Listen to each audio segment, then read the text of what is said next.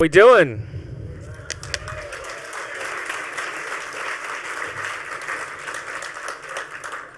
Excellent. Just a reminder that there's been some schedule changes. Robert Steele is going to be in here tonight at midnight rather than next door. The tract in the other rooms is an hour behind at the moment, so please keep that in mind if you're trying to catch that. Make sure you check out everything that's going on in the mezzanine level. Make sure that you sign the petition to keep this hotel from getting knocked down, because God knows where we'll hold a conference if they knock this building down. So please sign that petition.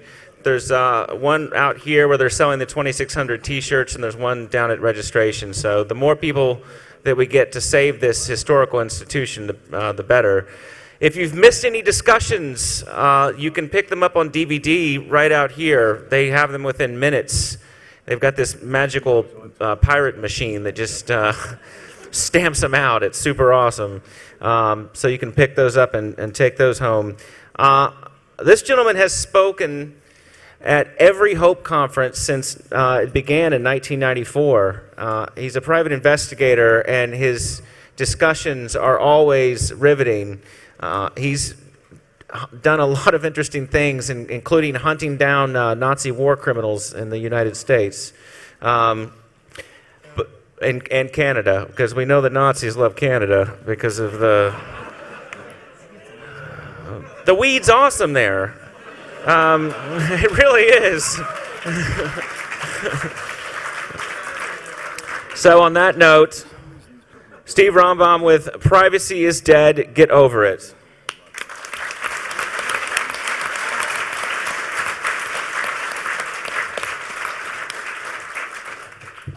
I apologize, I'm going to have to use this apparently today. Can you all hear me? In the back? Louder? We're screwed here. How about now? Okay. I am Steve Rombaum. I will be your substitute teacher for the next 3 hours. Just a quick show of hands. I need to know how to orient this. How many people have heard this talk either at a Hope or online? Holy crap. Okay, well, I thought it was going to be much less. You're going to be annoyed about 30% of the time. About 30% of this stuff is the basic stuff that is in fact necessary to say what? I have 2 rules. Turn off your cell phone, no heckling. Other than that, we'll be fine. This is going to take about 2.5 hours. This is normally an 8-hour seminar, so I'm going to do it like a speed freak. I would very much appreciate no interruptions, following which there's going to be a half-an-hour Q&A. I have 3 very impressive people with me today. I'll introduce them before the Q&A, and we will jointly answer your questions. This is Privacy is Dead, Get Over It.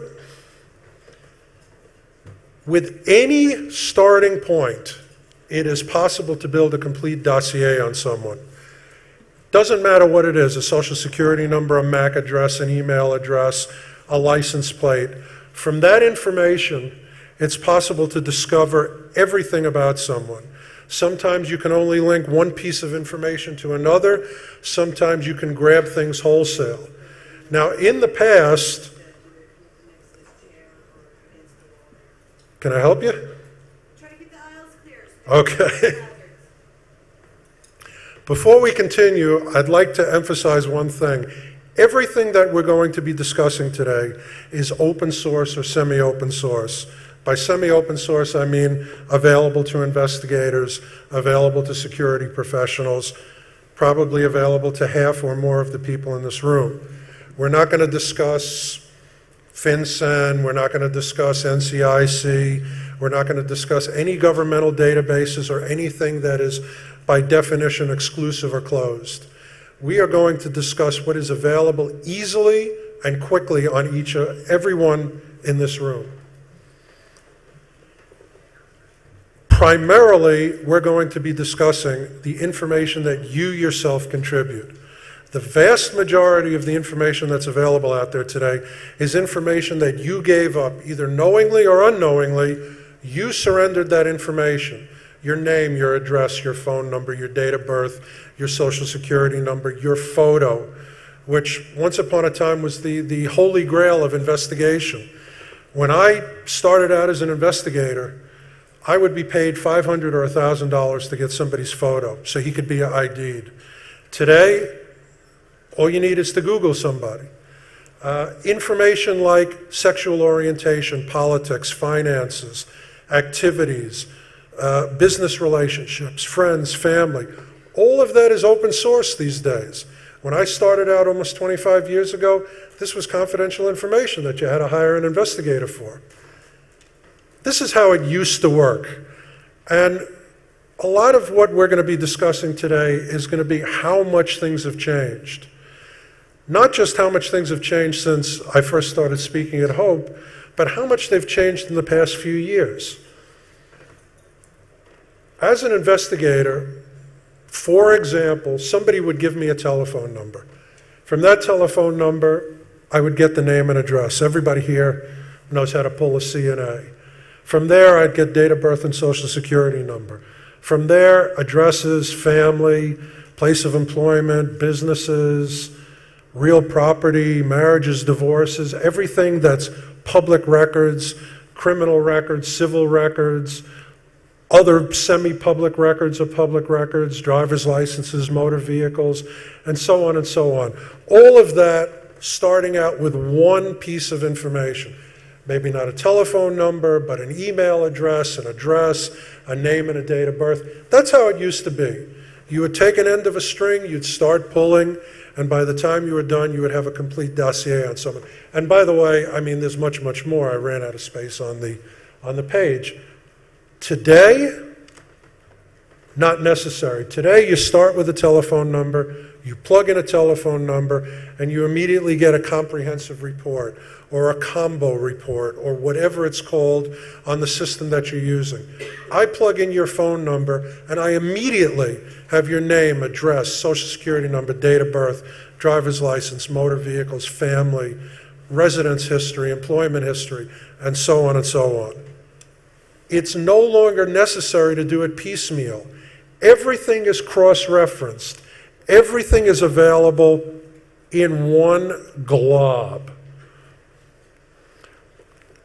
I think I went too far. There we go. Sorry about that. Let's talk about what's changed in the past few years. Now, this says what's changed in the past 10 years. Frankly, let's talk about what's changed since the last Hope. First of all, computing power and speed. When I started out, I had a Mac with a 128K floppy disk. I had to put in the program, pop it out, save the data, put in the program, pop it out. I mean, now you have 4 processors, 8, quad core, whatever. Speed is unbelievable. Storage is unbelievable. I routinely buy more RAM than I had in a hard drive.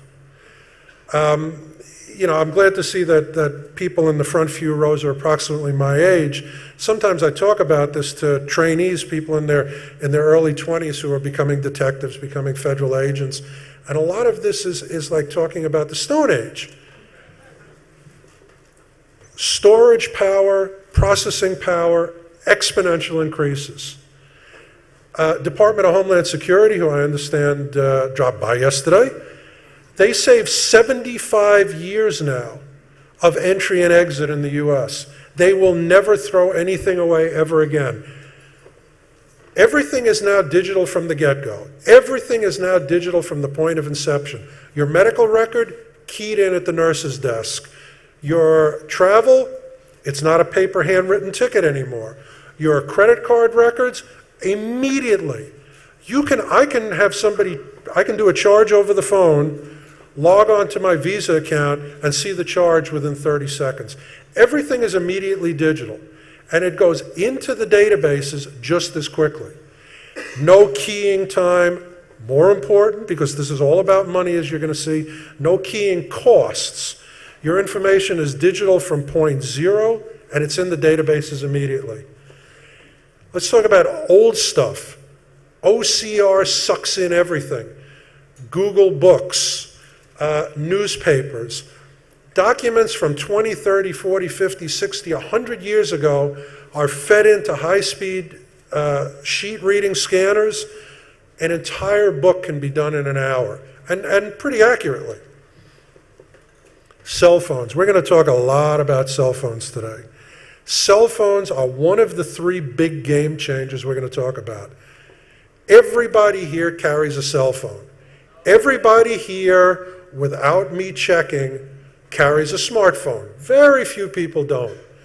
Because you carry these items and you use these items and you never turn them off, or you can't turn them off, I know everything there is to know about you, and we're going to cover this in great detail. Cell phones are a huge game changer. Routine cross-referencing, name translation, similars, artificial intelligence scripts. It's not just, here's an address history database, here's a telephone history database, here's a purchasing history database. Immediately, these things are cross-referenced and linked by every possible link. I can put in your phone number and have your credit card charges for the next month, for the last month rather. I can put in your phone number, next month would be cooler, I know. I can put in your telephone number, and from your telephone number have all of your email addresses. And that's unheard of. That was unheard of a year ago. I can put in your email address and have your name, your address, your telephone number, and all of that. Now, by the way, just let me digress and say one thing. Last year, after the talk, we hung out in the room and spoke, and unfortunately screwed the following speaker. He got about 5 minutes instead of 1 hour. We are going to finish on time today, I hope, but more important than that, Emmanuel and the crew have given us a table. We are going to leave here, go to a table. One of the things that we're going to do, other than answer any follow-up questions that we didn't have time for during the Q&A, is I'm going to let anybody who wants to come over and play with all of our investigative databases. Not just the stuff, oh yeah. Listen, as I'm going to be discussing in great detail over the next couple hours, I'm a great believer in openness. I'm a great believer in PI FOIA. There is nothing that I do that I'm ashamed of. I think that I make the world a better place, a more just place. I know these folks here do.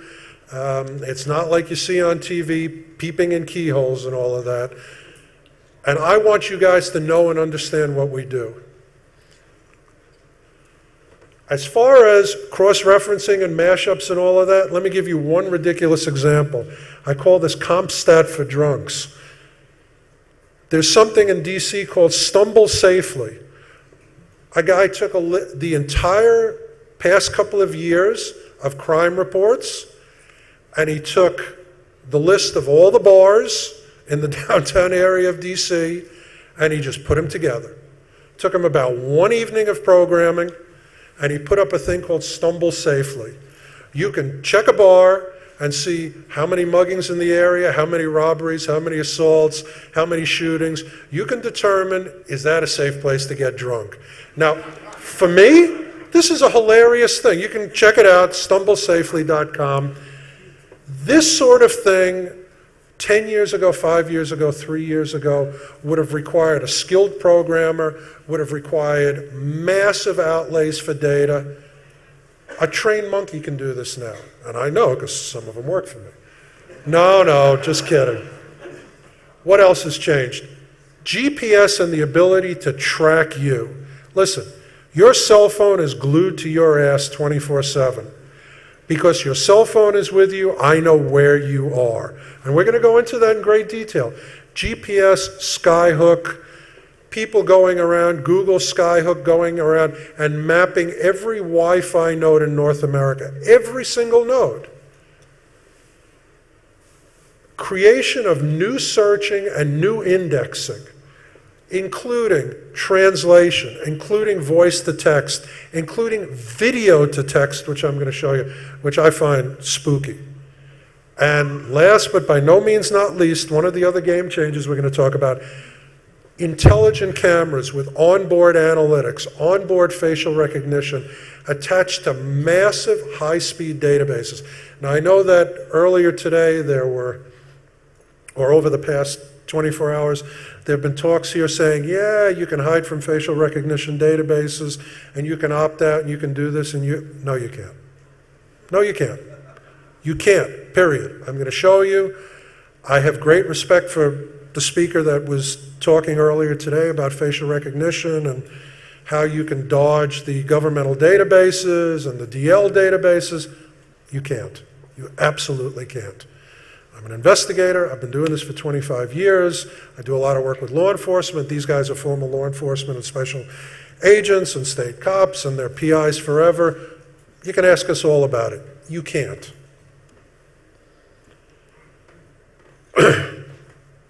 Another thing is ridiculously accurate precision target marketing. The name of the game here, guys, is not that there's people out there that are Big Brother that want to invade your privacy. They want to sell you stuff. This is all about money. It's not nefarious. It's not sinister. This is all an attempted engine of capitalism. That's it. They want to sell you stuff. They want to know everything about you so they can sell you stuff. And it results in you each getting a digital proctology exam. There's no escape from it. But it's not a sinister motive. They want to sell you stuff. They want to own your eyeballs. We're going to talk about augmented reality. We're going to talk about it a little bit with actual augmented reality, but we're going to talk about other things like Google goggles. I don't know how many of you are familiar with that. We're going to talk about that. Everybody wants to know what your cell phone sees. So they're encouraging you to use it for things like barcode scanning, visual recognition of things like paintings, and augmented reality. They want to know that you're in New York and you're at the Empire State Building, not just from OCR and not just from your purchases and not just from you buying a ticket through your cell phone, but because you've taken a photo of a building and you've used augmented reality to ID that building. And again, it's all about money. Data storage costs. Somebody sent this to me about 2 months ago. This is a no-lie ad. I don't know if you can see this. $3,400 for a 10 meg drive. This is in my lifetime, folks. I can go down to the lowest form of life, a Staples tech salesman. And I can say, give me your biggest disc. And for $160, I can walk out of there with a 2 terabyte disc. I can tell you when I started as an investigator, there wasn't 2 terabytes of investigative data in the country. That's a fact. This was the reality, not just when I started, but well into my career. The main thing that's changed, one of the main things that's changed, there's no erasing, there's no deleting, there's no forgetting. Everything you've ever done, every stupid photo, every ranting, troll-like blog post, every drunken text message, everything is saved forever. Forever. It's saved, and it's not just saved, it's indexed and it's cross-referenced and it's tied to your name forever. You don't believe it? Come by the table later and I'll show you. I mean, yeah, baby, right? You know, there's just too much to say about this and I don't have time. And this isn't only done by the government. Everybody is familiar with archive.org and the memory hole and the Wayback Machine and Google caching and every effort by everybody to save everything. You do it because, first of all, if you throw something away, you don't know if you're going to need it a year from now. And it's not like stacking up stuff in your office. You just leave it on the hard drive, and every month or every week or every hour, an automatic text search program runs and indexes every damn thing. I mean, and this is the dumb version of that, where you have to actually go back and click on something. Believe me, in my world, everything is saved forever. You give me your social security number, I will give you back 42 years of your address history. 42 years of your address history. You give me any phone number, I can run an archive phone search. I've got 45 years of phone listings. Because it's useful to me. If I do a cold case, I want to know whose phone number this was 20 years ago. I want to know who lived in this building 30 years ago. It's useful, and again, it's worth money. I need it, I want it, it helps me do cases, I can sell it to other investigators, I can sell it to law enforcement, it's worth money, and I can go to Staples and buy a 2 terabyte disk for $169. What do I have to throw anything away for? Now, by the way, the US government got into this saving data forever business a little too late, so now they're hitting everybody with subpoenas. This is a subpoena to archive.org. We want all your stuff on this guy. Even Mr. Spock gets it. Even President Obama. Whatever you do, it will be pulled up again somewhere in your life. Spock is right. It will be. Now, here's the biggest thing that's changed. This is #1 point of this talk. There is no privacy anymore. There's no shame. There's no desire for anonymity. The people in this room and everybody else on the planet publicly post everything. You put up your name, your address, your phone number, where you go to school, where you work, who your friends are, your sexual orientation, what you did last night, what you did last week. More information than anybody really needs to know, you put it up there. Now, you know, I'm sort of schizophrenic when I get up at the Hope Convention and I talk about this. Many of you are my friends. The rest of you are probably my colleagues. Some of you are, I don't really want to know, but most of you are either friends or colleagues or people I've met over the years. Probably a solid 20% of this room I know, you know, well. So I've got to say, as your friend, what the hell are you thinking? On the other hand, as an investigator, I've got to say, thank you, really. I mean, I am so appreciative. You make my job so much easier that I can be sitting in my boxer shorts at 2 o'clock in the morning and find out everywhere you've ever lived, everywhere you've ever worked, you know, 20 of your photos, who your current girlfriend is, your wife's name, and so on and so forth. I mean, thank you, but you're idiots. Stop it. Let me give you an example. I put this up every time that I give a talk. Here is this guy, JSAV. Now, by the way, if you look back at some of the old videos of the talks I've given at Hope, you will see we're talking about stuff before it's even in the public consciousness. We were talking about Twitter 4 years ago. Twitter is now in the Library of Congress. Every tweet has been turned over to the Library of Congress. You think your tweets have disappeared? I can tell you that when I do a criminal investigation, I hit LOC with a subpoena for all your tweets. Every tweet you've ever done. Guys, listen carefully. Nothing you put on the web anywhere, not a tweet, not a blog, not an SMS, not a web page, not a web page that you delete 15 seconds later, nothing. Once you put it up there, it's gone, it's sucked into a system, it's indexed, it's cross-referenced to you, and I can get it. And you cannot get the genie back in the bottle. If you don't want somebody to read that 6 months from now, don't put it up ever. Look at this guy.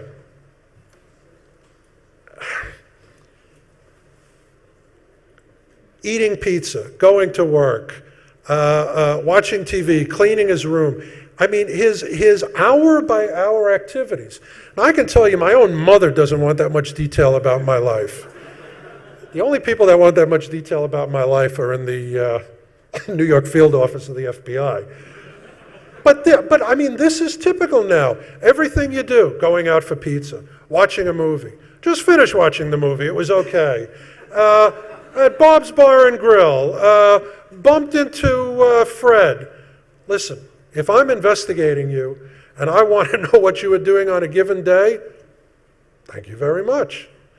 And by the way, guys, you can't predict the future. You don't know if these posts are going to bite you in the ass tomorrow because of what happens a few hours from now. You put this on Twitter, it's there forever. And by the way, people are constantly sucking down Twitter. All of these people following your Twitter feed, half of them you don't know who they are. Let me tell you who those people are. They're marketers, they're investigators, and they're law enforcement. I'm one of them. I own peoplefinder.net. I suck down every MySpace page, every Facebook page, every Twitter feed. Hey, you may get smart and delete it. You can't. And by the way, here's the components of a Twitter feed. You think it's just 140 characters? No, no, no. It's your IP address, it's your geographic location, it's how long you've been a Twitter member. I mean, there's 34, I think, 34, 37 data components to every Twitter feed. You think it's just, you know what? Whoever that is, shut up. Don't do that again. I'm a sweet, lovable guy, but I don't appreciate it. Is that okay? All right. Let's talk about Twitter a little more. All tweets from the date Twitter started are now at the Library of Congress. They are public record. Twitter is now interoperable with Facebook, which is like huge privacy invader, moderate privacy invader. Hey, let's get together and be a mega privacy invader.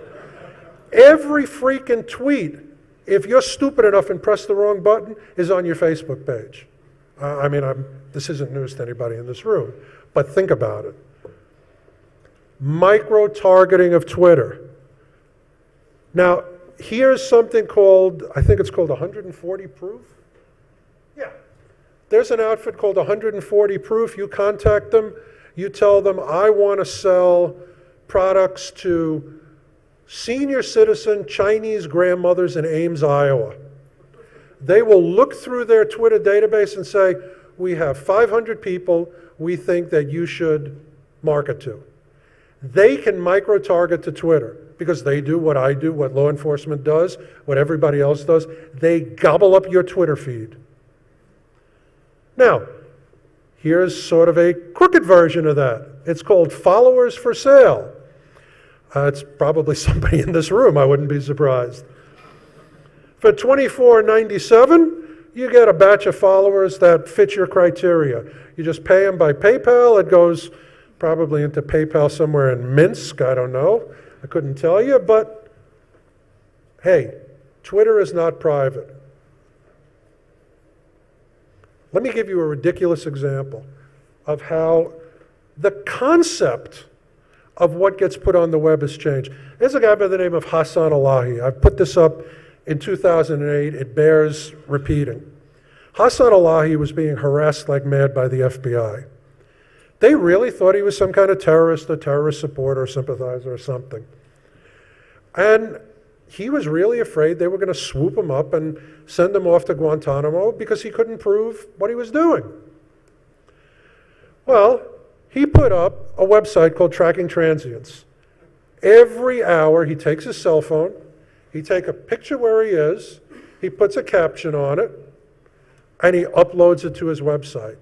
His entire life is on the web. Of course, the FBI is now screwed, which is his intent. For me, this is bizarre. I wouldn't even think of it. But if you post where you are every hour to Twitter, if you update your Facebook feed, if you are constantly SMSing, this isn't outside the norm. This is the new norm. Here, for example, present location on Friday, the 27th of June. He puts up the map grid, the GPS coordinates, the photo, and everything he was doing. You know, and by the way, if Twitter's not enough for you, there's Utters, there's Quick. You can upload photos, you can upload a live video feed. You can basically have your whole life visible on the net. And this is considered the norm these days. This is the biggest change. Privacy is dead because essentially you guys have murdered it. And when it tries to come back to life, you drive a stake through its heart every day. Here's a ridiculous example. I mean, really, that WTF, I mean it. I won't say it on the DVD, but, you know, do a little abbreviation translation. What kind of moron uses Blippy? Well, let me tell you, millions of people. I don't know if you guys have heard of it. This is a relatively new thing. You're nuts. Why do you put your finances and your purchases and your entire shopping history consensually in the public domain? Now, by the way, I want you to see how these weasels package this. And what's amazing is that millions of suckers fall for this. What'd you get? Oh, crap. We've all been asked. Sometimes we don't want to tell. But sometimes it's the spark that starts an interesting conversation. Blippy lets you share your purchases with friends who share their purchases with you. Talk about new restaurants. See the things your friends are buying. Yeah. You get the idea. Well, by the way, let me tell you, Blippy, for the first month and a half of its operation, didn't realize that it was being spidered by Google. So everybody's name, these are actual grabs. Everybody's name, everybody's purchases, and I've been dying for an excuse to use this laser pointer. These things that are grayed out there, they're actual credit card number. Now, by the way, if you are a moron and you post your information to something like this, you deserve every bit of screwing that you get, either on purpose or by accident. Millions of people are doing this. And guys, you heard it here first. This is going to be the norm. And this is really, really valuable because one of the things we're going to talk about is what used to be called the big sort, what used to be called affiliation marketing. The bottom line is, whatever you like, usually your friends like. However you vote, usually your friends vote. There was an interesting study a couple of weeks ago that the best way to find a job is to go to somebody you hardly know. Because if you go to your close friends and say, hey, I need a job, you already know everybody they know. They can't, turn you on to any job openings. You need to go to people outside your circle of friends. You are your friends. That's why Facebook is worth gazillions of dollars. Anyway, moving on.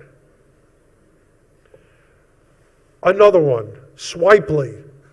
By the way, whoever names these companies should be killed. But Blippy and Swipely, this is the new obnoxiously norm. Now, the bottom line is, for most of you guys, anything of any significance happens in your life, you post it.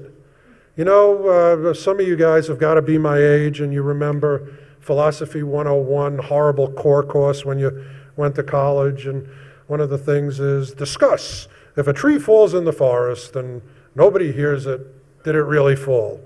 Yes, the damn tree fell. But the new norm is, if something happens and it's not posted on the net, did it really happen? Everything happens. And what brought this to life for me? Let's see, show of hands, who recognizes this video?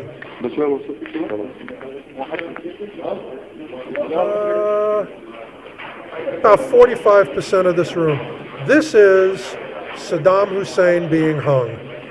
And by the way, as much as I love watching this, I could watch this 20 times a day. Let's move on. But you need to realize what this means. This is Hitler in the bunker, but on somebody's cell phone. Everything that happens of any importance, any significance in the world, photographed, videoed, posted, discussed, freaking tweeted. I mean, even, now by the way, of course, the thing you need to keep in mind, in addition to you consensually dropping your pants and violating your own privacy, is all of your friends say, oh man, Bob, last night, drunk off his ass, vomited on some girl's shoes. Trust me, I know who Bob is because I've got all of his friends and family relationships, and I know you were drunk off your ass and vomiting. And if I investigate you for a DWI 2 months from now, I know you've got a history of intoxication. That, by the way, is a real case where we found a post about a guy being drunk. A couple of months later, he was driving in Texas, swerved onto the wrong side of the road, hit somebody head on. He was on the wrong side of the road. He swore that they didn't do a tox scan in the hospital for alcohol. He swore that he was stone cold sober, he had a blowout, or he was swerving or something. I forget what the hell it was, about 2 years ago. We found all these partying pictures and his friends talking about him being a big boozer, and he went to jail for 8 years for manslaughter. By the way, I'm very proud of myself. Now, let's talk about the obvious sources. MySpace. Sucks beyond belief. I know you all have MySpace pages. I know you're all ashamed of having MySpace pages. But let's talk about MySpace. Name, date of birth or age, city, schools, jobs, music, which, by the way, tells me a lot about you. What books you read tells me a lot about you. Your friends tells me everything about you. Where you lived, your hobbies, your children, your parents, your siblings, your family, and photos, photos, photos, photos. Holy grail number one for investigators. Holy grail number two is your constant physical location, which we're going to talk about. Politics. Now, I don't know about you guys. When I was growing up, you don't tell people your politics. How'd you vote? Hey, there's a reason it's a secret ballot. Politics. Religion? Yeah, I'm Jewish. I'm proud of it. But anyway, none of your freaking business. Sexual orientation. I'm straight, but none of your business. Criminal history, email addresses, finances. Hey, I just got a raise. I'm making $70,000 a year now. Hey, I got a $25,000 bonus at the end of the year. If I'm looking to seize your money to satisfy somebody's judgment, thank you. Personal conflicts, everything. Here's some examples. This is a real web page. I'm a big badass slut and I love sucking. This is a real MySpace page. Now, I covered her face, not because I was legally obligated. She's 17 years old, and she's an idiot. I don't want to be responsible for ruining her life. Now, by the way, the funniest thing about this is not the title. Two people trying to hunt her down. They have crushes on her. I bet they do. Okay, here's Mr. 420. And that's his screen name, 420. And he's blowing a cloud of, gee, what do you think? Could it be the stuff in the lower right-hand corner? I mean, come on. Why don't you put your felony on the screen? That's felony weight pot right there. Oh, and by the way, his name and his city and state. Thank you very much. Oh, yeah. Here's my favorite. Nice 5'11" Aryan-looking woman. Her web title, Jews Did 9/11. Trust me, if we did, there would have been better targets. But her name, thank you, my brothers and sisters. I know who's clapping. Name, address, where they work, what they do, friends. I know she is a neo-Nazi piece of garbage, who, by the way, is kind of a slut if you look at the screen name, neo-Nazi slut, which I think is probably like a movie, Nazi Sluts in Hell or something. But I mean, this woman is a moron for putting this page up. Here is the bottom of a page, coke use, hookers. Now, if I'm looking to hire this guy as a controller for my company, this webpage ain't going to help them. Okay, here's my favorite, Ganja Girl. Ganja Girl's kind of cute, actually. Too young for me, though. This is a 4-year-old webpage. She was 21 at the time. No, she's all right now. She's 25. Her name's up there. Her drug use is up there. That she's bisexual is up there. Her name, her city, state. That she's the manager of a pizza factory. Everything you want to know about her. If you're looking for a bisexual drug user in that geographic area, she's your girl. Oh, here's some that just cracked me up. This guy, his web title is just effing kill yourself. I have to read this. Hold on. Does this work? This does not work. AV guy, how do I turn this on?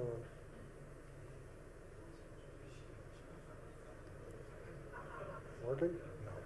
No. All right. I'm usually not technologically challenged.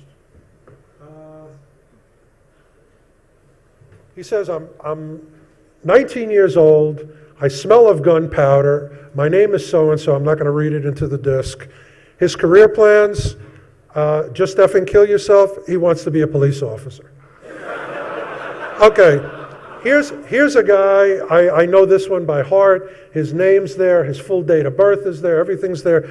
You can't, I don't know, maybe you can tell, maybe not. He's pointing a 12-gauge pump shotgun into the camera, and he smells of gunpowder and Axe body spray, and he is a corrections officer, which I personally find very, very comforting.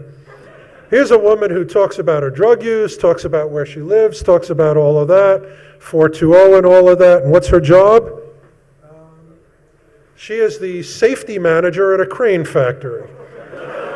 So, I mean, come on. Here's I love this one. Here's Captain Kuth from Edmonton. What does it say? Killing brain cells since '85 or something like that? Feigning intelligence, whatever. Same thing. Captain Kuth. This is a true story. I gave a speech at Cal Polytech, Cal Poly Pomona. You fixed it? Yep. What, the receiver was dead? It was on this end. Okay. It's your fault. Cal Poly Pomona, I gave a version of this talk there for IT security people. It was a SANS-sponsored conference. And the the conference organizer said, yeah, I went to your talk at TourCon, and it was too generic. Find some stuff about Cal Poly. So I found that there's a MySpace group, the Cal Poly Pomona Stoners. They all use pot. They use pot. They talk about using it, you know, right before class, right after class, what rooms they meet in, and smoke and toke and do whatever. And they have their real names up there. And the morning after I gave the talk, they were all arrested and expelled. Honest to God, I have nothing against personal pot use. Nothing against it. I have a lot against, you know, supporting Mexican drug cartels and all the other obnoxious stuff like dealers getting shot and what have you. And I do believe it's kind of a gateway drug, but I don't care about these people. Their problem was not that they were drug users, they were morons. Okay, now let's get a little serious. People put stuff up on the web that's painful. That is the most private, horrible stuff. And I don't understand it, but this is the new norm. And I'm putting it up here as an example. Here's this apparently sweet young girl who got abused by her family and lost her young boy before the boy was born. And she puts the young boy's name up there, and when she lost it, and her name and everything. And it's painful, but this is the new norm. Here's a woman, I highlighted this so you can read it. She talks about how she was sexually abused by her family, how she was a hooker. She talks in the second graph down there, second one down, how she beat a girl unconscious with a rock. I mean, this is a real, honest-to-God MySpace page. Here is a rape support group, which is not a closed group on MySpace. Anybody who wants to can join it. This one in the middle, Odd Girl, I had no problem identifying her. I mean, does she really want the world to know the details of her rape? Apparently she does.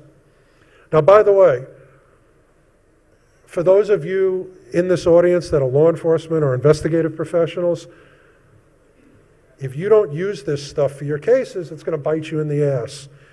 Here's a guy who talked on MySpace about wanting to hurt Obama, and he had Ku Klux Klan videos on his page, and they later arrested him for actually planning a hit on Obama with another pin-headed, skin-headed buddy of his. Now, I like this guy. This is the one guy that I like. He says, I can't read it well from there because it's tiny on the presenter screen, but he basically says anybody who reads this and decides to fire me because of my MySpace page, shame on you. I mean, this is a guy who knowingly and openly puts up his webpage. Now, by the way, okay, fine, shame on me, but it's still going to happen. One of the big questions is, who are your friends? Because if I know who your friends are, I know everything there is to know about you. And that's what Facebook is all about. And by the way, on the most basic level, if I'm investigating you and I want to know who to interview, I just go to your Facebook page, your MySpace page, your Twitter feeds, whatever, and I see who you're in constant contact with, and I go visit them immediately. But besides that, mostly, I don't need to anymore. On Facebook, unlike on MySpace, the stats are, and I can tell you from investigations this is true, subscribers use their real names, their real ages, give or take a few years, their real email, addresses, hobbies, their tastes, their interests, and links to their real honest-to-God friends. By the way, depending on whether you believe MySpace's BS claim to have 125 million active web pages, which I have to tell you I'm sure is exaggeration, at least by 50 million. Facebook is either 3 or 10 times as big as MySpace. I mean, Facebook is now one-stop shopping for anybody who wants to know everything about you. And by the way, they are a much smarter data vacuum. Facebook likes, Facebook graph, all of that crap tells me everything you're interested in and everything your friends are interested in. Everything. This is an example of something that Facebook does. And the balls of these people are amazing. You press the wrong button when you sign up, they suck down your whole address book, and they send them invitations. Bob just signed up on Facebook. If you're already on, friend him. If not, sign up and hang out with Bob. 500 million Facebook pages. 20% of all internet users worldwide. Something like 43% of all Americans that use the internet now have a Facebook page. This is a mind-boggling level of penetration. Mind-boggling. They are the Walmart of the internet. The average user spends over an hour a day. There are people who spend 5 hours a day on Facebook. I mean, my retinas would burn out. But that's how it works. And by the way, the big privacy, Facebook invades privacy, the big privacy hullabaloo about Facebook. During that whole hullabaloo, 36,000 people signed up to dump Facebook. Facebook signs up that many people in less than an hour. Every hour. Facebook use. Here's a real honest-to-God graph. Scary stuff. Here is from the Bar Association, the ABA Journal. The first place they check. You come to them for a divorce, even before they hire an investigator, they look at your Facebook page and tell you what to take off right away, and the opposing party's Facebook page. Wired magazine writes for the masses, but occasionally they really get it right. Colonize the web. That's what Facebook is trying to do. And you need to understand a real difference between Facebook and Google. Google indexes the entire internet. Facebook indexes Facebook users. They concentrate on each and every one of you like a laser beam. They want to know what you read, what you do, where you do it, who your friends are, your age, your sex, your religion, your sexual orientation, everything. They index you. And by the way, it's a really good business model. Really good business model. Facebook Connect, OpenStream, all of these are things that let them know more and more and more about you. And by the way, read your Facebook terms of service sometime. How many people here, I want to try something. Raise your hand if you have a Facebook page. Okay, the whole room. Keep your, no, keep your hand up. Now, keep your hand up if you've, only if you've read the Facebook terms of service. Every hand went down. For those of you watching this on DVD or listening livecast, every freaking hand went down. Read the terms of service. Honestly, you'll be horrified at what you agreed to. Now, Facebook is gobbling up everything that tells them about you. They purchase friend feed, interoperable with Twitter.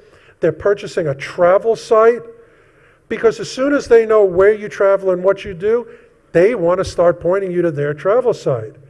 They're linking with Yelp. Why?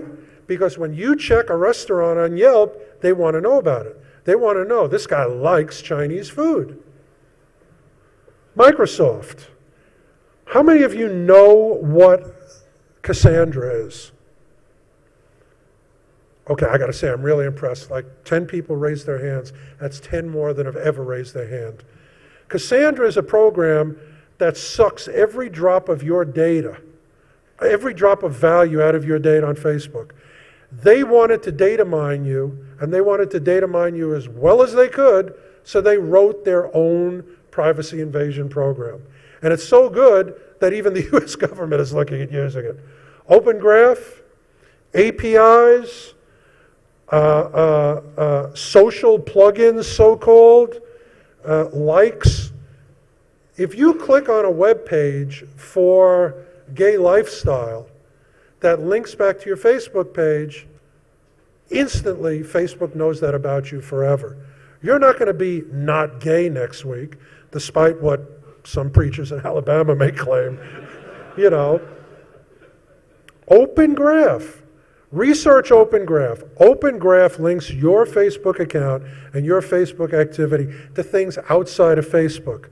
They don't waste their time trying to robot the web like Google. They let you do it for them. Hey, I'm Bob, and I like this website. Click. Why you do that? I don't know. Facebook tells you that tells your friends something about you that your friends really want to know. Horseshit. Your friends are your friends. They already know everything about you. That's something that Facebook wants to know. Nobody here is going to stop doing it, but be aware. Now, just as an example, this guy is the head of British Secret Intelligence. Excuse me, this guy is the former head of British Secret Intelligence. Him and his wife put so much crap on Facebook without thinking about it that he is now fired Bond. I love that. I want you all to look at this photo and ask yourselves, do you want this person to know everything about you? Do you want this dweeb to have a window into your soul? Look at that face, think about it, moving on. By the way, in Pakistan, there is actually a court hearing as to whether or not Zuckerberg should be sentenced to death. I'm really of two minds about this. Okay, moving on. Friend feed. I'm going to zip through some of this. Amazon. I'm not even going to ask for a show of hands. Everybody here uses Amazon. What does your purchasing history and your searching history on Amazon tell me, the tricky little investigator, about you? Tells me what you like, what you care about, what your interests are. It tells me about your health. It tells me about your politics. It tells me about your sexual orientation. If you buy a gay travel guide to Bermuda, come on. If you buy a book on kidney cancer, either you or somebody you care about has kidney cancer. Where you travel, your likes, your dislikes, your politics, your habits, your hobbies, your religion, your sexual orientation, everything about you. The problem with the web is nobody thinks about aggregation of data, constantly building up, drip, drip, drip, wearing away of your privacy. It's not the one search that you did on an address, which happens to be your girlfriend's address, and so now I know. It's not Googling for books on kidney cancer. You have kidney cancer, so now I know. It's not searching for airfares to Bermuda. You went to Bermuda, now I know. It's that putting this all together, I know your girlfriend, I know where you travel, I know your sexual orientation. You need to know what you've done, goes into a database, never goes away. And after a year, I own you. I own you. Nobody thinks about that. E-books. Hey, I download e-books. EFF, God bless their paranoid little hearts, put together a chart, which I urge you to always, like weekly, check out the EFF site. I do, and it's amazing stuff that I, as an investigator, don't even know about. Now, by the way, I use EFF as a guide to, I better get this database before it goes away. But here is what Kindle and Nook and all of the other ebook readers save about you. Now, eBay, PayPal, and Skype. It's one company. Everything you pay for on the web, everybody you talk to on the phone, everything you search for on eBay, this company knows everything about you. And by the way, more important, it knows about your finances. Your finances are the basic reason you sign up for 2 out of these 3 services. You're buying stuff. It's got your bank account, it's got your credit cards, it's got your home address, where you deliver stuff. These guys know so much about you, it's silly. It's got your physical location, and by the way, it's got your friends, your associates, your business activities, all of that. When I hire an investigator, I admit it, I PayPal them a good part of the time. A lot easier than writing a check, putting it in an envelope, stapling it to the invoice, putting it in the envelope, and mailing it. Come on. Now, let's talk about Skynet, or as I call it, subpoena target number 1, Google. Again, look at this photo before we continue. This is Sergey and Larry. These guys know your deepest, darkest secrets. Look at them. Are you happy about that? Web, blogs, news groups, images, Gmail, Google Chat and Gtalk, every freaking book, whether the publisher wants it or not. Google News. If I know what you click on, I know what you're interested in news.google.com. Maps. If you pull up an address on a map, you're not doing it just because, gee, I wonder where 48 3rd Street is. It's important to you. And if I know that's a Chinese restaurant, I know you're meeting somebody at a Chinese restaurant. If it's an abortion clinic, it tells me something really interesting. Google Music, Google Finance, God help us. Google Checkout, big competitor for PayPal. Google Video and YouTube, we're going to talk about that. Google Telecom. Guys, for those of you that are into the phone system, and a lot of you are, sometimes for unhealthy reasons, Google is a telecom. Google is a legal telephone company. They have the CNAM database. They have the subscriber database. They copy that and cross-reference it with all of their stuff. Frugal, kind of dying, but they still have it. Chrome is old news. Now it's Android. Google accounts. IP number logging. Mobile. We're going to talk about Android. How outrageous is it if I want to put my address book and my calendar on an Android phone, I have to first send it to Google? Does that not freak anybody out? I can't take a USB cable, plug it into my Mac, and sync. I've got to send all my friends, family, and business associates, which by the way is why I have a Palm, I have to send it all to the mothership and have Google give it back to me. Think about that. I guarantee you not many of you have. Calendars, where I'm going to be for the next 3 months. I got to send that to Google and then get it back. And it stays in Google Calendars. You delete Google Calendars, it deletes it from your phone. You got to leave it for them to screw with, or you can't sync your phone, right? Think about that. Everybody Googles their own data. We're going to talk about de-anonymizing stuff, but let's understand something. You think, you know, I run a search looking for spanking websites. They don't know who I am. Yes, they do. Yes, they do. Mainly because at some point, you have Googled your own name. You have Googled your own address. You have Googled your own phone number. You have how many people here, show of hands, and I know the answer, it's 1/3, but how many people here have Googled their social security number? Come on, show of hands.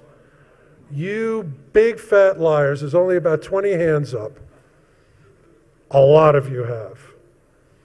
And think about the things that all of these things that are now integrated into Google tell Google about you.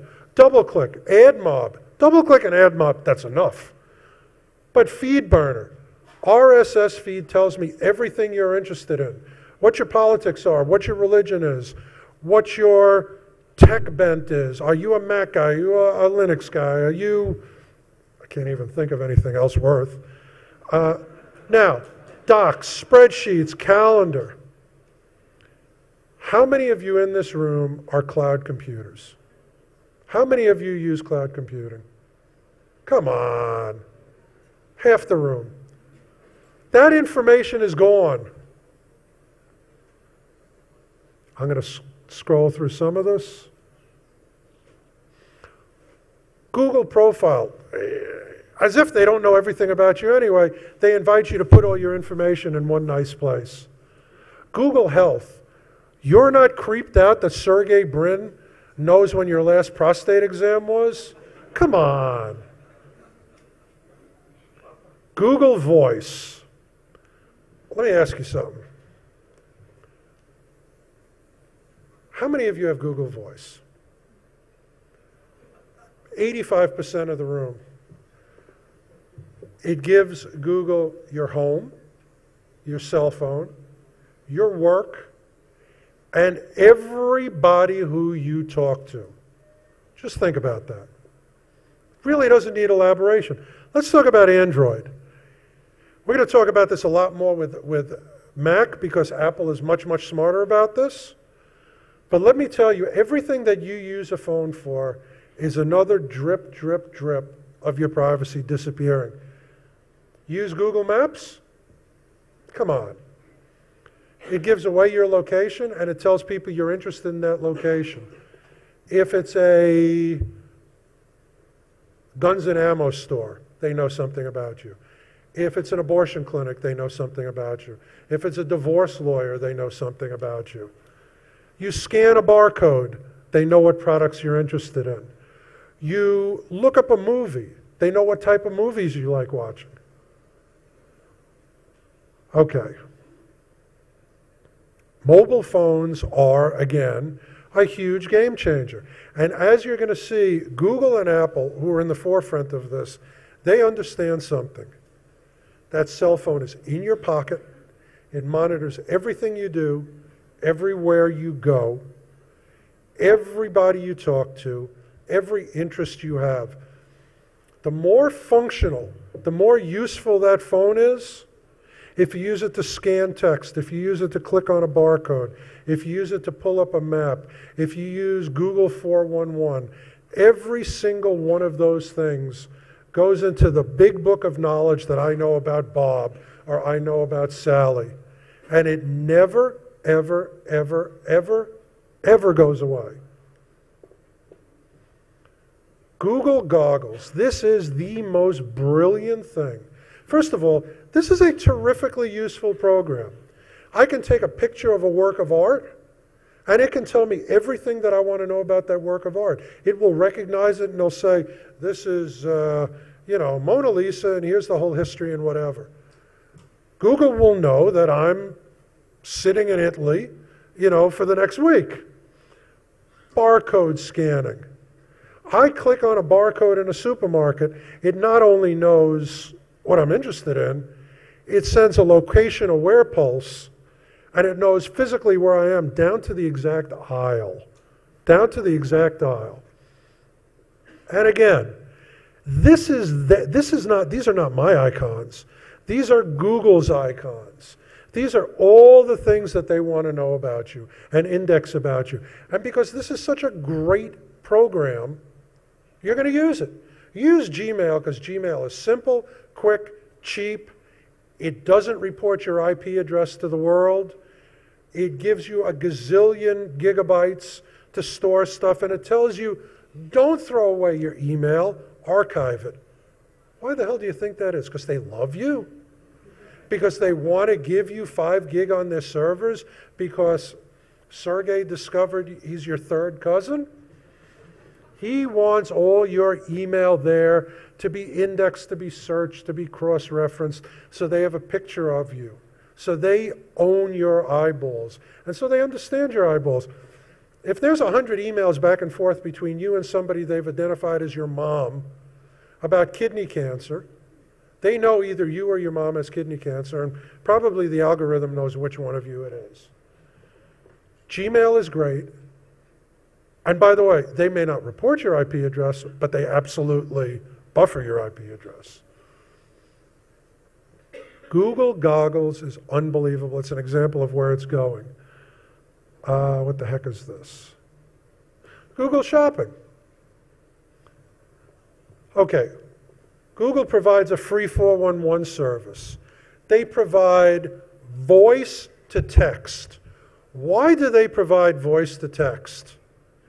Because if you take advantage of voice to text, and by the way, what you don't know is Google converts all your voicemail messages to text even if you don't use that service. Why? Because it's another window into your soul. Somebody leaves a message, hey Bob, we're meeting at such and such a place and there's strippers and this and that. Google knows that. Every voicemail message left on Google for your Google Voice account is indexed as if it was typed into text.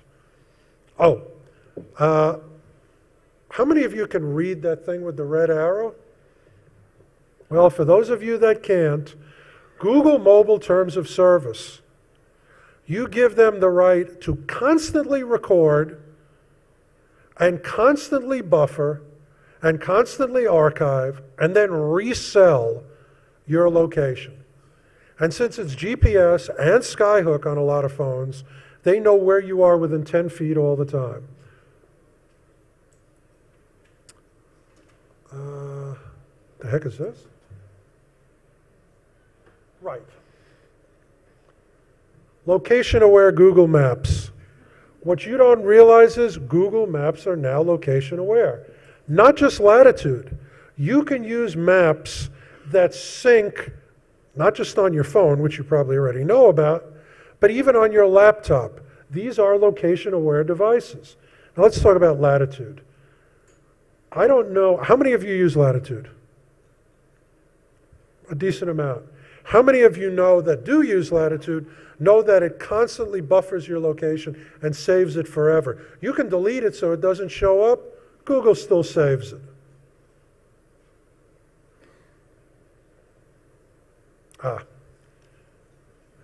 Here's an example of what's being developed. Now, I got to tell you, this is a brilliant program. This is a functional program. This is an unbelievably privacy-invading program. This is called Geochron. Geochron sets up computer activities based on your location. You can tell Geochron to send your wife an SMS when your train is about to pull into your home station, "Honey, come pick me up." Frankly, it's a brilliant program. Enormous functionality, terrific functionality. You've got a 14-year-old daughter. You know she's been seeing a bad 17-year-old guy. You can have her phone send you a text message. She's on her way to Vinny's house. When that occurs, when her phone gets within a mile of Vinny's house. Now, terrifically functional, yes. People will be using this, yes. Will this be buffered and tell about you? It absolutely will. Google is brilliant in that it not only makes its programming open to the world, unlike the Nimrods at Apple, but they give you functionality. They give you plugins. They give you access to APIs. They want you to write programs that helps invade the privacy, helps document every single activity of Android phone users. Now, this is what they used to say, Google Chrome, most of the user experience takes place on the web. That's not what they say anymore. They know most of it takes place on the cell phone, and most of it takes place when you're not on the web.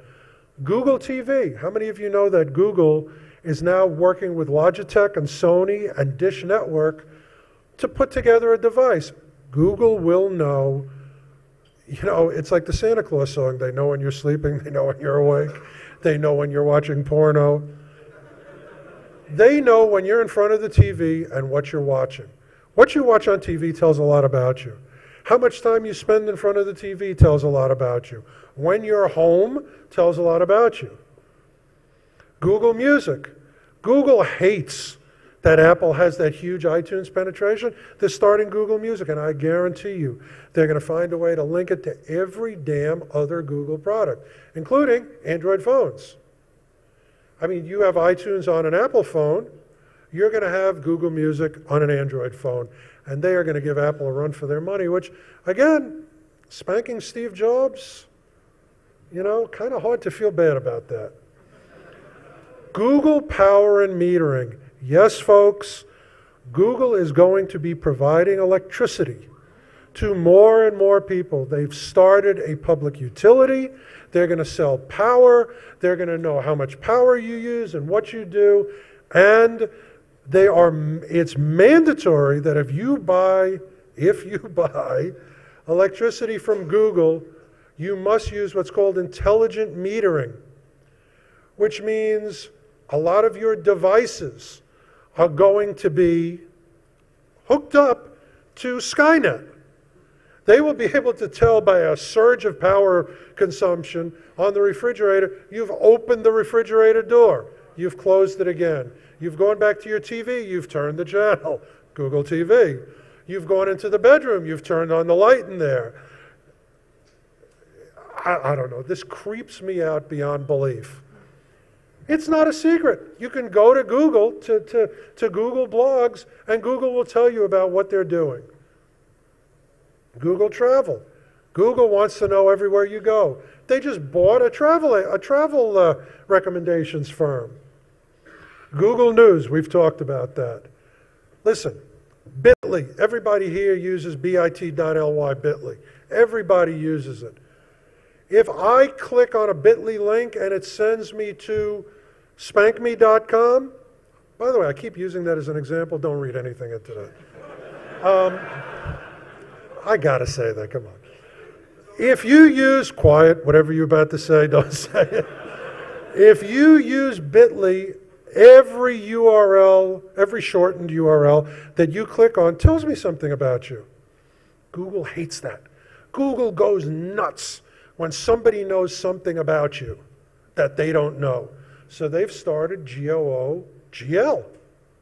They now have a URL shortener, a URL shortener. And one of the things that if you're paying attention, you're going to see is Google does things to screw Apple, and Apple constantly does things to screw Google. Apple, as you're going to see when we get into Apple, new version of Safari strips out ads. Does Steve Jobs do that because he loves you? No. Steve Jobs does that, so Apple are the only people who can serve you ads. It strips out all the Google ads. Pretty freaking smart. Google does the same sort of thing. Google, listen, I like playing Mafia Wars. I admit it. I'm not going to play Mafia Wars anymore, because if I do, Google is going to know how much time I've been spending on Mafia Wars and all of the really disreputable things I do while I play Mafia Wars. Sorry, they have now bought nobody really knows if it's a controlling share or just a monstrous couple of $100 million share in the company that publishes Mafia Wars. Google Wave. Again, Google is a brilliant company, a frighteningly brilliant company. They see a niche, they develop the best possible product for it, and they use it to suck every bit of information they can. How many people here have used Google Wave? More than half of the room. It's a great service. It's a phenomenal service. Incredible collaboration facilitation. But think about what it tells about you. When you use that whiteboard, when you watch a video together, when you collaborate on a product, sending it back and forth, it's as if Google is part of the collaboration. Brilliant, functional, fantastic product, sucks every bit of privacy out of you. Listen, guys, Google has its own freaking satellite. Skynet. It's Skynet. Listen, I'm not a paranoid guy. I use this stuff for my own purposes. I recognize this is all an engine of capitalism. Google is wonderful at what they do. I've bought Google stock as a result. I use a ton of their products. I've got to tell you, everything you do is sucked down by Google. Google has enough RAM, not servers. Google right now, their server farms have enough RAM to save the entire web. Think about that. That's not an exaggeration. I didn't make that up. That's really true. That just gives you an idea of how monstrously huge they are. They add storage not on the drive or the server rack basis, but on the facility basis. And they plan server farms not in square feet, but in acres. And it's served by their own fiber optic. They have their own dedicated networks, powered by their own power company. They are Skynet. Now, 2006 and a half, my 2006 talk got a little interrupted, but 2006, I said the day will come when somebody will Google a murder case and find poisons, divorce lawyers, Aruba, offshore banking, blah, blah, blah. Well, life imitates art. During the 7-day trial, witnesses, I can't really read this, but read it for yourself. Here's a guy who came home, supposedly comes home, he's with his wife in the kitchen, a couple of bad men come in wearing ski masks, he fights with them, he gets beaten up, they kill his wife with a shotgun, they run out, he calls 911. Well, God bless the detective in Florida who investigated the murder, or investigated the case, because they discovered that a month before this guy, Justin Barber, had Googled trauma cases, gunshot, right chest. Mr. Barber is either on death row or he's already been executed. I'm not sure which. You are what you Google. Now, do no evil, right? Do no evil. Google is a wonderful, socially aware, socially concerned organization. I mean, basically, you use Google, you get puppy dogs and unicorns, right? It's a bunch of crap. Do no evil is a bunch of crap. Google is a ferocious, rapacious, aggressive, carnivorous corporation that exists to make money. I mean, God bless them. I have no problem with that. Just be aware of it. They are not there for the public good. They are not there for a public utility. Their reason for existing, their business model, is to know everything about everything, but especially you, and sell it. And they do outrageous things. And when people tell them you can't do this, they say, screw you. Here's some examples. Street View, book scans and copyrights, YouTube, and misuse of trademarks. Street View. Street View now masks faces in New York City, but only in New York City. Why? A guy by the name of Kevin Bankston checked Street View of his address one day, and he sees himself walking by his own house. He writes Google and he says, hey, I didn't give you permission to take my picture. They said, screw you. No expectation of privacy. You were on the street. Tough. They didn't realize is he's a lawyer, and he's also house counsel for the EFF. Bad, bad, bad move, Sergey. They did all kinds of mean, nasty, litigious stuff. Finally, Google said, okay, we'll take down your picture, and we'll mask the face of everybody, only where you might be walking. If he goes to Iowa, he still might get hit. Okay. By the way, Google routinely trespasses on private roads. I got some great stories about that later. Google is now going into business establishments. It's not enough they get you outside, they're going inside. Here's a tech blog, Jank Hank. He walked in, he says, oh my God, there's a Google photographer taking taking photographs inside my convenience mart. You know, I probably went to the guy and said, what's going on? And the guy says, oh, I don't know. It's Google. Don't worry about it. You know, New Yorkers get that joke. Anyway, this is Google. They're taking pictures inside now. Now, Google is scanning every single book. I'm about to have a book come out. We'll talk about that later. I bled to create this book. Thousands of hours, aggravation, dealing with every type of idiot you can imagine. That's just my agent and publisher. You know, it was, I gave birth. You know, I've heard people talking about giving birth to a book. It's really true.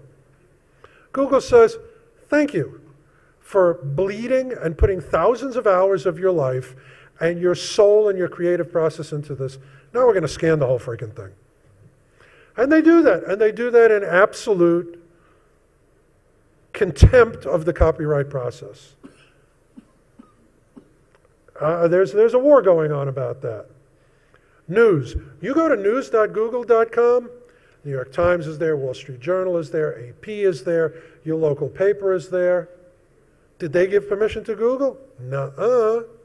Is Google serving you ads based on someone else's content that they paid reporters and photographers and presses and whatnot to create? Yes, Google is saying, New York Times, you have a budget of $200 million or $500 million a year, whatever the heck it is. Thank you for creating all that content. Now we're going to use it to sell people ads, and screw you. Absolute contempt. Understand something. Google is a force unto itself. Google's annual revenues last year was $23 billion.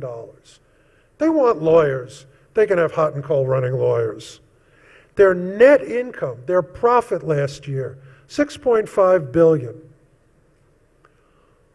Their cash, their net assets, $43 billion, of which $26 million is retained cash. By the way, the other, doing the math, $17 billion, they have $17 billion worth of infrastructure, which I find scarier than their cash. Now, by the way, just one thing I want to tell you about Google before we move on, because I've really got to speed this up and show you some cool stuff. This talk is going on till 8, right? Okay, we're on schedule. CNET decided to interview Google. They called Google, and Google said, sure, come on down to our headquarters, and we'll set you up a meeting with our public information officer. So Google, before the Google reporter, before I think it was, I forget who it is, I think it was a woman. Before she went in there, she just Googled the guy she was meeting with. And she got into a privacy discussion about them, about Google, and she said, by the way, I Googled you. And here's what I was able to find out about you. Here's your wife's name, here's where you live, here's your kids' names, here's your hobbies, blah, blah, blah. 53-page dossier, I think it was. The guy freaked out, terminated the interview, threw her off the Google campus, and banned CNET for a year from interviews with Google. I don't know. Practice what you preach, maybe not. So the bottom line is, don't Google Google. And again, why do they do this? Why do they know everything you search, everywhere you go, every email you care about, your entire calendar, documents you prepare, what books you read, what you do with your cell phone, what photos, I mean, they bought Picasso, what blogs you read, what blogs you post to. Why do they care about that? Because they want to sell you stuff. Not because they want to invade your privacy, even though Sergey Brin is sort of like a low-rent Boris bad enough. It's because they want to sell you stuff. And the more they know about you, the more they can sell you stuff.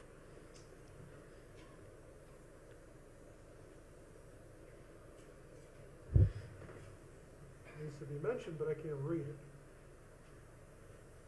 Oh. Needs to be mentioned. Android phones take screenshots, periodic screenshots of everything you're doing on the phone, and they save it to memory. You'll excuse the expression, Google it and see if I'm right. Oh, I'm sorry, that was the thing about that. Now, there is something that I've now coined this phrase. You're going to hear about Rambam's first law, Rambam's second law, Hoover's law I just showed you. I'm coining a new phrase, Google addiction. Think about how they hook you. Think of Android as a gateway drug. Think of Gmail as a gateway drug.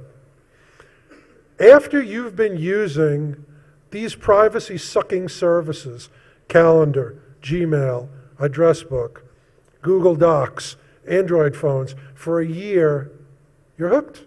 You're hooked. And there's no 12-step leaving Google program. There's no Google Anonymous. You're hooked. You can't go away.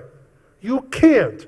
Think about what it would do, how disruptive it would be to you. Change your Gmail address, change your Google Voice number, remove everything from Docs, remove everything from spreadsheets. Dump your Google phone and all of the interoperability you've programmed into it. Google is now.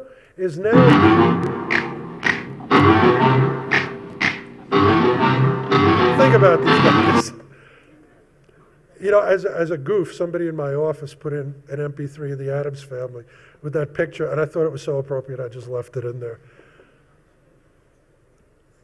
Google is doing something brilliant. This is flying under the radar, maybe not in this room, maybe not at a hacker conference, but this is the most brilliant thing that Google is doing.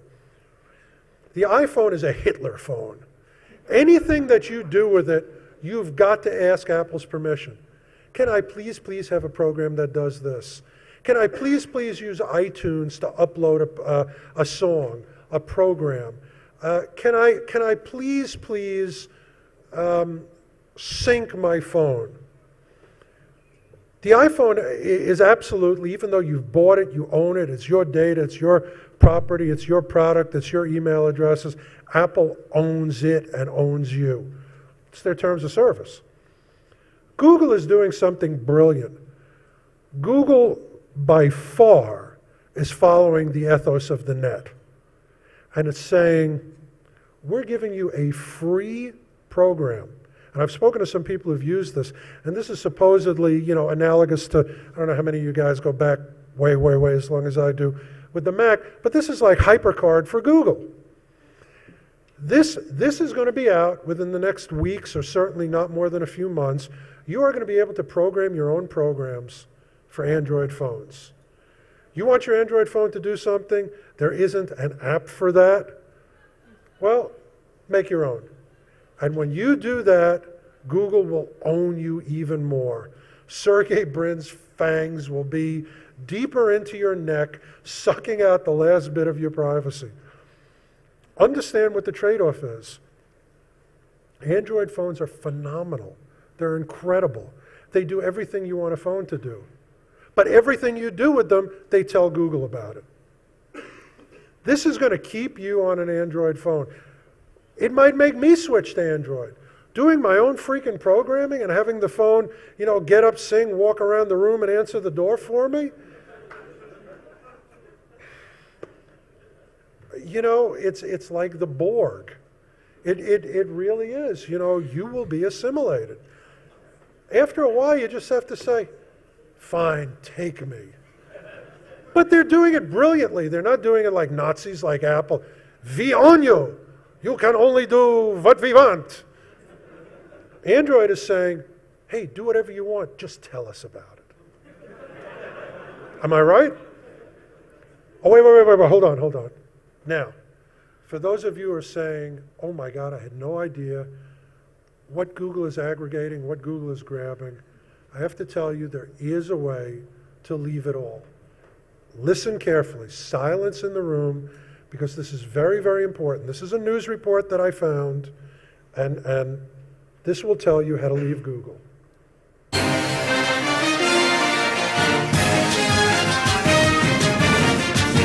Concerned about your privacy while using Google? The internet giant says it understands. Google is now offering users a chance to opt out and live in privacy in a remote mountain village. Tech Trends reporter Jeff Tate has more. Thanks, Teresa. They call it the opt-out village, and it's just what you'd expect from Google. If you want to keep your information private, all you have to do is move to our 22-acre opt-out village and not speak to anyone from the outside world. It's very simple. Just go to the Google front page, click the opt-out button, and in minutes, a van will come to your house and pick you up. That same day, a team of Google privacy experts eliminates your home address, guaranteeing it will no longer appear on Google local pages. And after just 2 days in the back of a van, you're there. In the village, we can guarantee that there's no chance of Google reading your emails because there are no computers. And because they're also monitored and tracked by Google, there are no banks or hospitals. Residents will be expected to know how to grow food, suture wounds, and bury corpses by hand if they plan to opt out. And Google has gone the extra mile to ensure that users who choose to opt out are given complete privacy in their new home. A 30-foot tall, 10-foot thick physical data security wall keeps all former Google users from leaving the village until they decide they want to start using Google again. The opt-out village can't even be seen by Google satellites because the entire town is enclosed with a large metal box with no openings. Google says those wishing to opt back into using Google after their time in the village will be allowed to do so if they agree to be branded with a whimsical G on their foreheads to label them doubters. If you don't want to give us complete access to your most private thoughts and feelings, that's fine.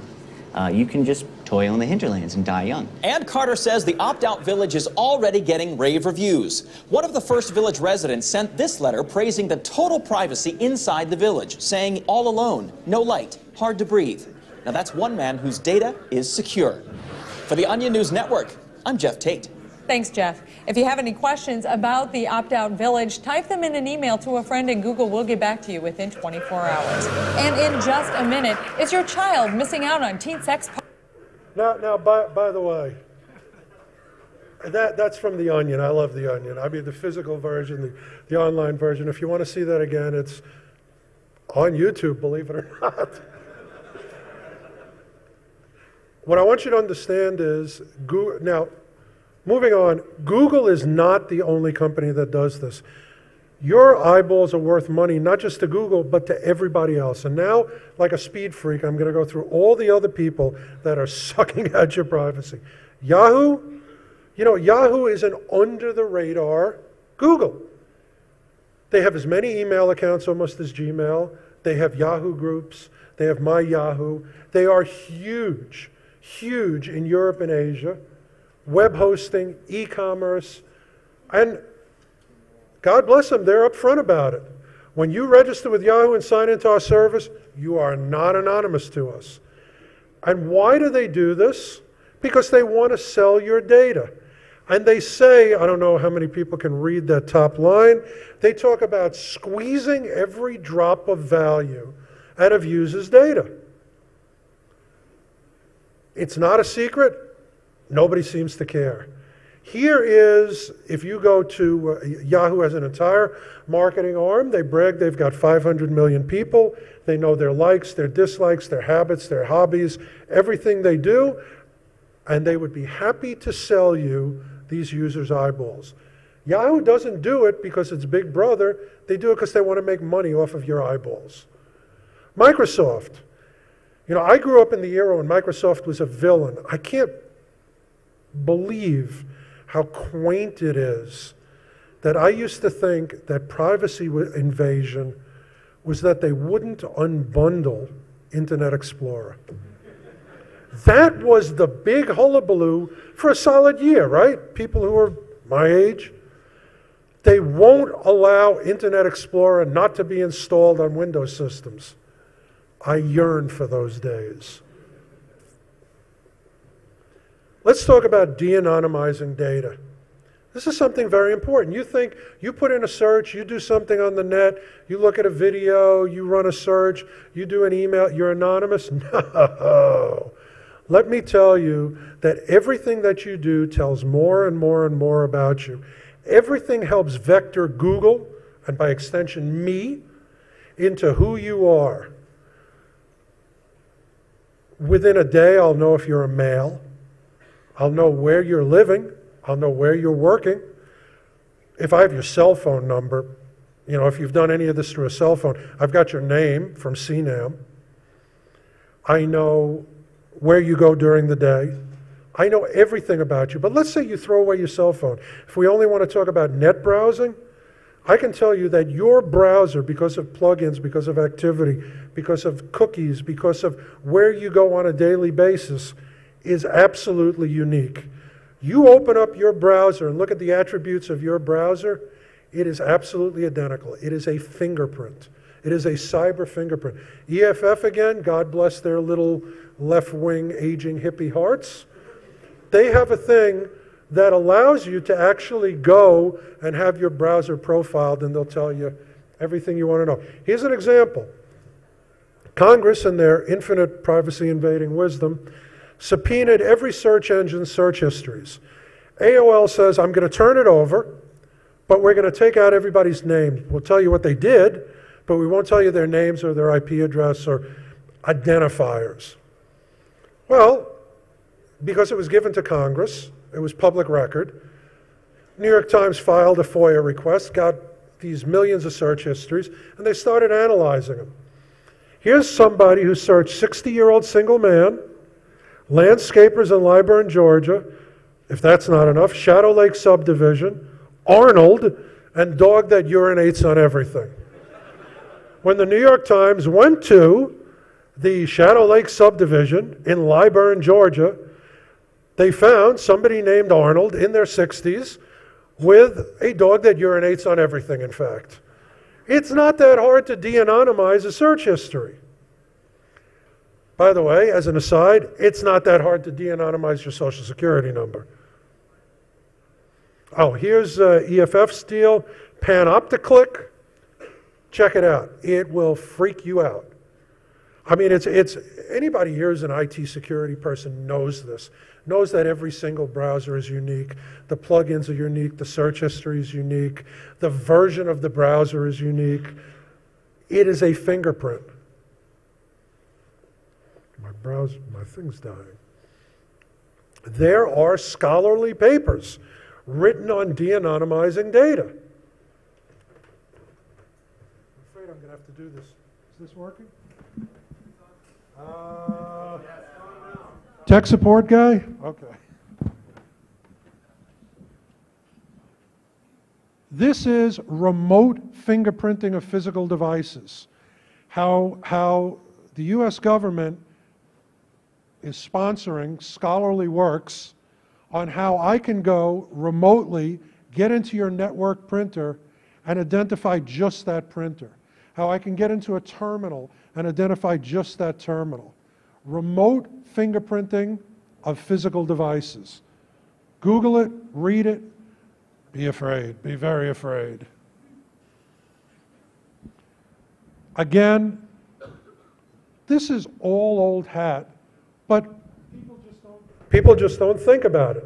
Cookies, browsing history, download history, embedded graphics. You think you've navigated away from a page? You haven't. Micro pages. URL strings that have your name in them, or that have your email address in them, or that have your password in them. I still see that a painfully huge amount of the time.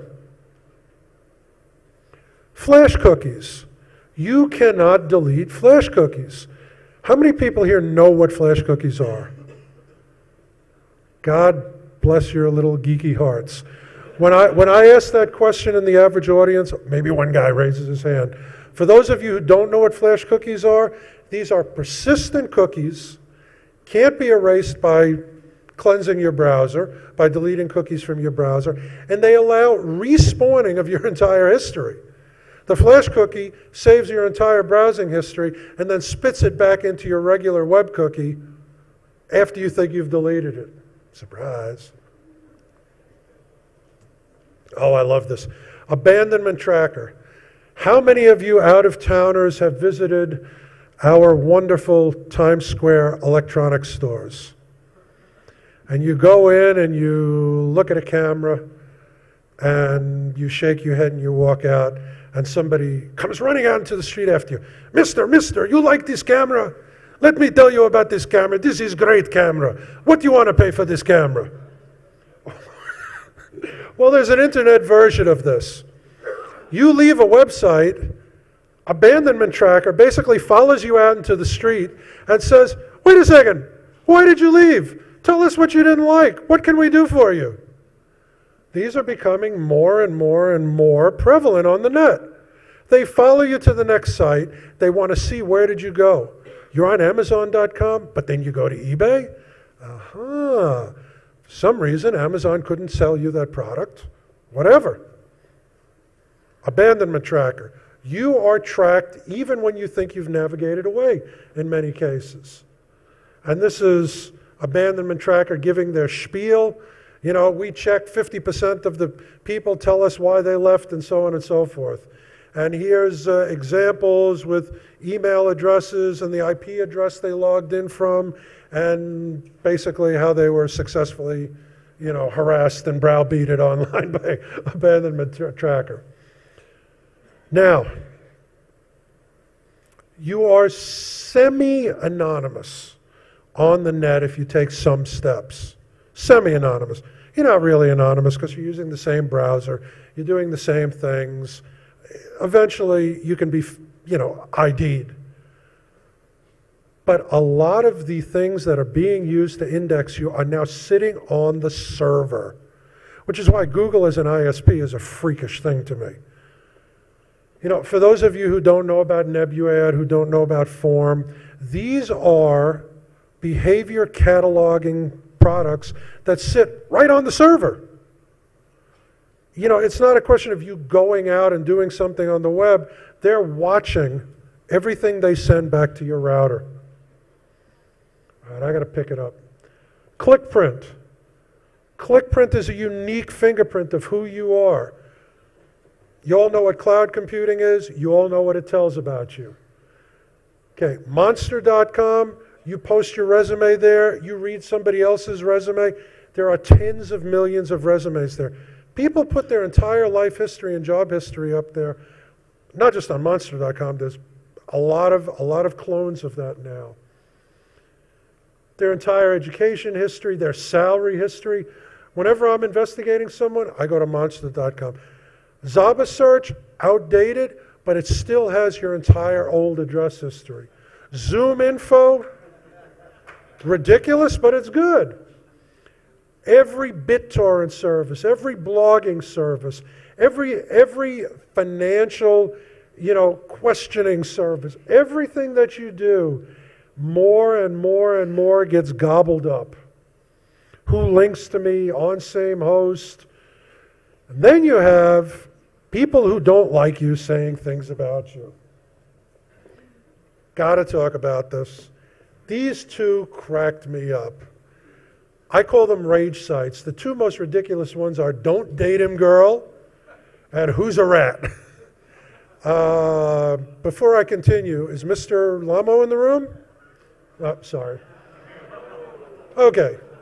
Don't Date Him Girl. This is, read it. How do I turn this on at will? Hello? This boy will use you like no other. He smokes weed all day, every day, and if he doesn't have it, he will freak out. He has issues with anger. And by the way, this is Aaron Carter III, alleged cheater. This is Jonathan John, I love this one, Jonathan John Rainwater. This man, or so-called boy, is such a liar. First he said that he loved me, and we were together for 4 years. And then I catch him in bed with another guy. Devin Pridemore. So not only do we have his history, but Devin has been outed. And by the way, if you're interested, he's 18, white, 5'10", and he lives in McDonough, Georgia. Not that there's another John Ray. Oh, I like this one, the Bad Boyfriend Club. I won't even bother reading this. You get the idea. Who's a rat? This website exists, so if there's an informant, you can put up their picture, their history, and whatnot. Now, does this kind of bother me? Yeah, it does, because a lot of these people are helping prevent crimes, helping catch criminals. Some of them, however, are agent provocateur scumbags, and that's where this comes into use. And here's a sample informant profile. Apparently the only thing they could get was his college photo, but you get the idea. Then there are people who get so pissed off at somebody, they put up a website about him.